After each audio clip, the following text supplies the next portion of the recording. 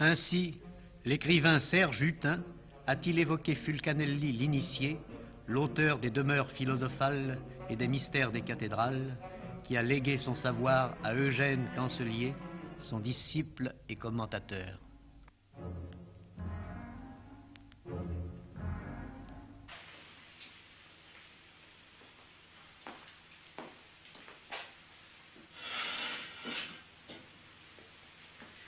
Monsieur Eugène Cancelier, vous êtes un alchimiste.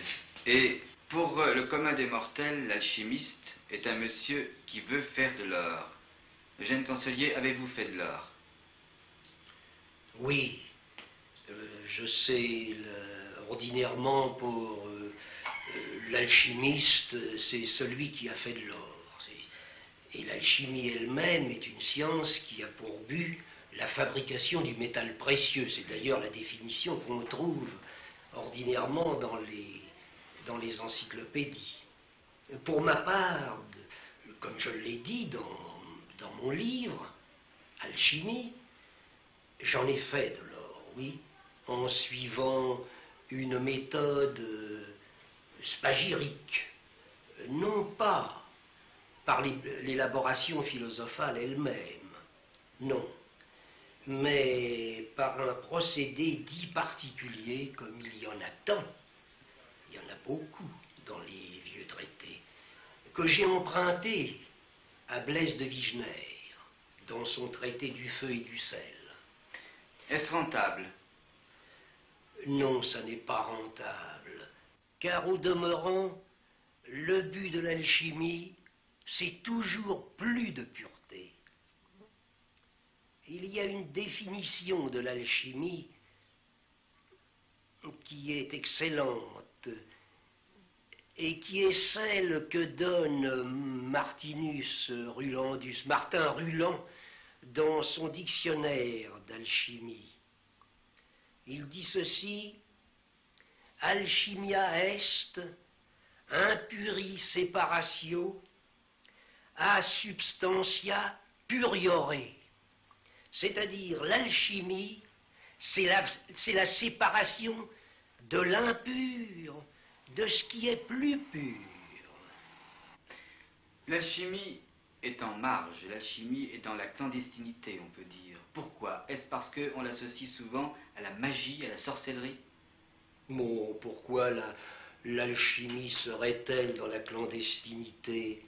Et à notre époque surtout, il n'est pas que je sache qu'on n'ait jamais poursuivi un alchimiste, à moins évidemment qu'il ne se livre à la fraude, à l'escroquerie. Mais l'alchimiste, de par sa philosophie même, ne peut pas être ni un faussaire, et encore moins un escroc. Alors, quelle est la place de l'alchimie dans le monde moderne? Ah, elle est très importante. Elle est d'autant plus importante que je crois que, non pas sa résurrection, parce qu'elle était toujours, mais la faveur qu'elle connaît de nouveau obéit à un courant cosmique que les anciens avaient bien perçu, à savoir ces universaux. Et à l'heure actuelle, voyez-vous, moi-même, quand j'ai vu ce mouvement qui se développe, ce mouvement, cette rentrée en grâce de l'alchimie, j'avais cru à un simple engouement. En réalité, non. C'est un très réel mouvement profond et qui s'étend de plus en plus et qui, bien mieux, intéresse surtout la jeunesse. Mais comment expliquez-vous cet engouement de la jeunesse pour l'alchimie? On peut penser qu'il y ait chez elle, chez cette jeunesse, une insatisfaction. D'abord, dans l'enseignement qu'elle reçoit.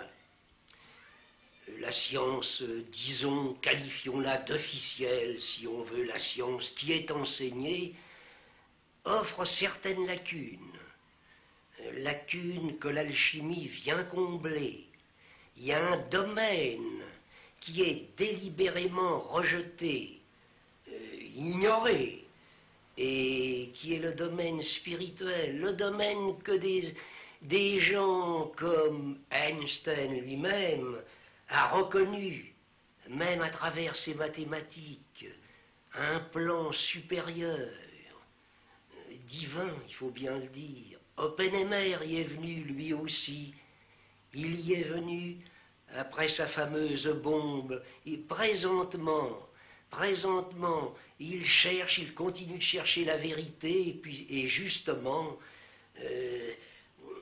cette énigme qui reste derrière les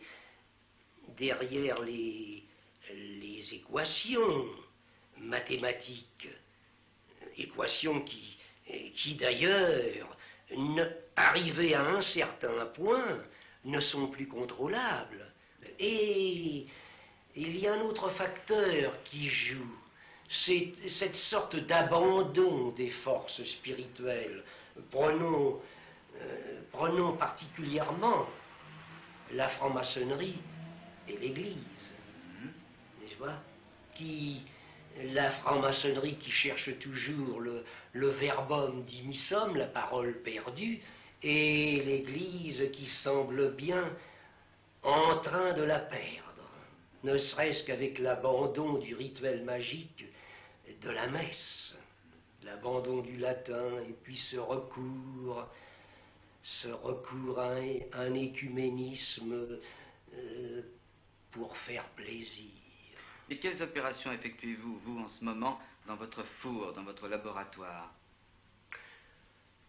Ce sont toujours les mêmes opérations, celles-là que le philosophe, le même alchimiste, exécutait dans les temples égyptiens ou dans les officines du Moyen-Âge. L'alchimie est immuable. Sur un plan pratique, qu'est-ce que l'alchimie peut apporter au monde moderne? Elle apportera au monde moderne l'équilibre qui lui manque.